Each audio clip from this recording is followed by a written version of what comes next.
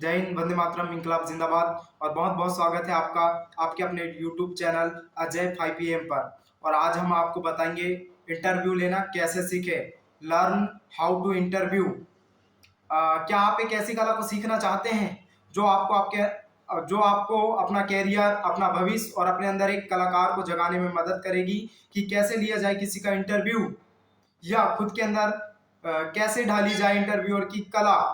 तो आज हम आपको इंटरव्यू लेना सिखाएंगे बहुत ही विस्तार से, छोटी छोटी जानकारियां देकर। तो पहला स्टेप होता है research carefully and be prepared, यानी ध्यान से शोध करें और तैयार रहें। जी हाँ, आधी से ज्यादा लड़ाई जंगे मैदान के बाहर जीती जाती है, उसकी नस पकड़ने में। इसलिए बड़े बूढ़े कहे गए, जब भी जंग में जाओ पूरी तैयारी के साथ जाओ, बी प्रिपेयर्ड। और फिर एक टोसो को सफल बनाना कोई जंग से कम थोड़ी ही है। और तो और ये हर बार अपने आने वाले गेस्ट की तरह अपना मिजाज भी हमेशा बदलते रहती है। तो कुल मिलाकर पूरा खेल दिमाग का है। हमारा शरीर सिर्फ एक माध्यम है।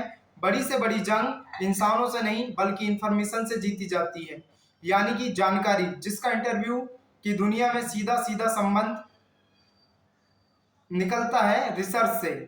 जितनी ज्यादा सटीक रिसर्च उतनी ही मजबूत इंटरव्यू पर आपकी पकड़। आखिर आप अपने गेस्ट से हवा में तो बात नहीं करना चाहेंगे। आपको हर वक्त पता होना चाहिए कि आप क्या बोल रहे हैं या क्या बोले जा रहे हैं। अपने गेस्ट से जुड़ी हुई हर जानकारी को चाट लीजिए। जी हाँ, मैं मजाक नहीं कर रहा हूँ।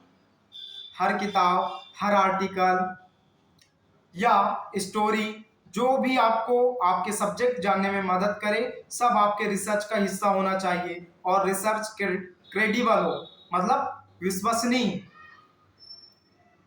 विश्वसनीय हो। इसलिए सही सोर्सेस से सही जानकारी ही चुने। अपने गेस्ट को आपकी इकट्ठा की गई रिसर्च से जानिए और एक बड़े पैमाने में की गई तैयारी से उन्हें इंटरव्यू के दौरान परखिए। ये है वो पहली सीढ़ी जो एक साक्षात्कार को, यानी एक इंटरव्यू को महज एक इजी गोइंग बातचीत में बदल देगी। Step 2, establish relationships and build repo, मतलब संबंध स्थापित करें और तालमेल बनाए रखें। किसी भी इंटरव्यू की सक्सेस मीटर या उसकी ऑनसेट एनर्जी गेस्ट और उसके होस्ट के बीच रिलेशन पर बहुत निर्भर करती है। होस्ट या इंटरव्यूअर, ये आपकी जिम्मेदारी बनती है कि आप अपने गेस्ट को कंफर्टेबल महसूस कराएं, ताकि आप दोनों के बीच ट्रस्ट यानी विश्वास का एक बॉन्ड पैदा हो सके। और जिसे हम कहते हैं रेपो या तालमेल, ये दोनों तरफ बने रहना चाहिए, जिससे कि एक ट्रांसपेरेंट क्लियर अप्रोच यानी पारदर्शी स्पष्ट दृष्टिकोण दिखाई दे। इससे आप पर्सन या होस्ट अपने आप में ग्रोथ महसूस करेंगे। एक नेचुरली आपकी शो होस्टिंग पर्सनालिटी भी निखर कर बाहर आएगी। तो ये थी सीढ़ी नंबर 2, जहां पर आपको रिश्ते बनाना भी है और उसे निभाना भी है। Step 3, ask open ended question. यानी ओपन एंडेड क्वेश्चन पूछना है आपको। कई हद तक आपकी ये कोशिश रहनी चाहिए कि आप अपने गेस्ट से बातचीत के दौरान ओपन एंडेड क्वेश्चन ही पूछें। अब जान लें कि आखिर ये सवाल होते क्या हैं। ये ऐसे सवाल हैं जिनका केवल कोई एक ही निर्धारित उत्तर नहीं होता है, या फिर आसान शब्दों में सिर्फ कोई एक विराम स्थान नहीं होता, बल्कि ऐसे सवाल तो बातचीत और कंफ्यूजन्स यानी भ्रम के लिए एक विशाल और खुले नजरिए को आमंत्रण देते हैं, जहां अनेक विचार और आइडियाज की संभावना होती है। फलस्वरूप जिसके जवाब सुनते वक्त आप अपने गेस्ट की पर्सनालिटी से बेहतर ढंग से रूबरू हो सकेंगे, उसे समझ सकेंगे और उनके व्यक्तित्व को अपनी ऑडियंस तक क्लियरली पहुंचा सकेंगे। फॉर एग्जाम्पल, सामाजिक मिथ्स पर आपका क्या मानना है।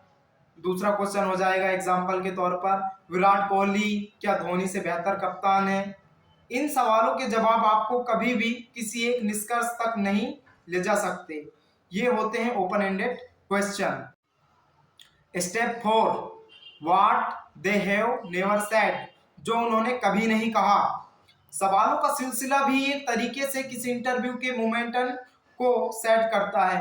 तो आपको ये समझना होगा और खुद से ही इस काबिलियत को अपने आप में ढालना होगा कि आपके गेस्ट से जवाबों के रूप में क्या निकाला जा सकता है और क्या निकाला जाए जो बड़े रूप से आपकी कंटेंट में फायदेमंद साबित हो। तो जैसे अगर कोई फेमस पर्सनालिटी है जिसके जीवन और सफर से जुड़ी हुई ज्यादातर चीजों के बारे में आपकी ऑडियंस ऑलरेडी जानती है, तो उनसे उन चीजों के बारे में जानने की कोशिश करें जो उन्होंने पहले कभी नहीं कही, जैसे कि उनकी पसंदीदा चीजें, उनका फेवरेट खाना और इसी तरह के कुछ यूनिक से सवाल जो आपके गेस्ट और ऑडियंस दोनों को शो की गति से जोड़कर रखे।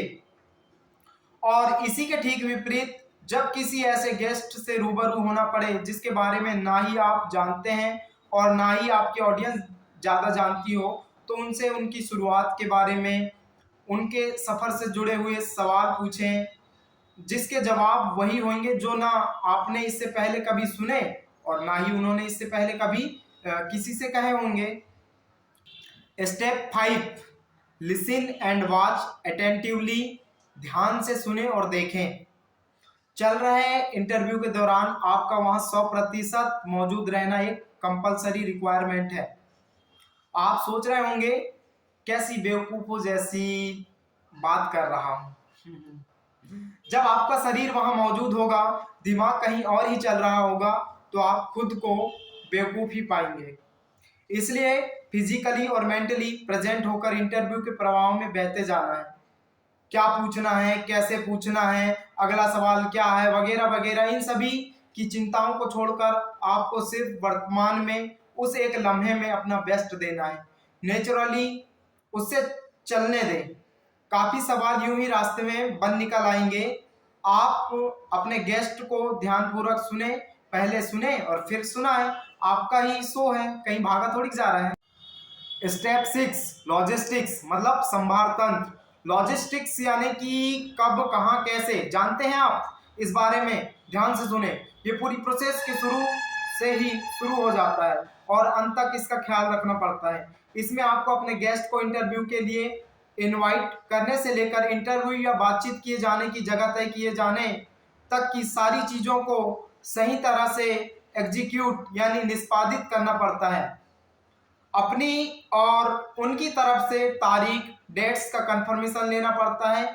इन्हीं डेट्स का रिकन्फर्मेशन लेना पड़ता है और इंटरव्यू की जगह डिसाइड करना पड़ता है। गेस्ट की दूसरी कोई एडिशनल डिमांड, टर्म से रिलेटेड क्वालिटी, यही सब चीज़ें लॉजिस्टिक कहलाती है और इन्हें सही वक्त पर सही तरीके से डील करने के बाद ही अपना इंटरव्यू बिना किसी रुकावट के मुमकिन कर पाएंगे।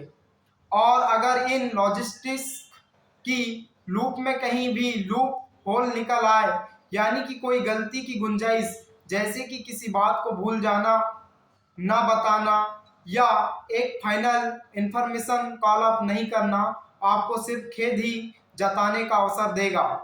तो ये थी आखिरी सीढ़ी जिसे चढ़कर आप सीख सकेंगे एक इंटरव्यूअर बनने का राज और इंटरव्यू लेने का सही तरीका। मगर याद रखिएगा, हमेशा आपके यूनिक अंदाज में। नमस्कार।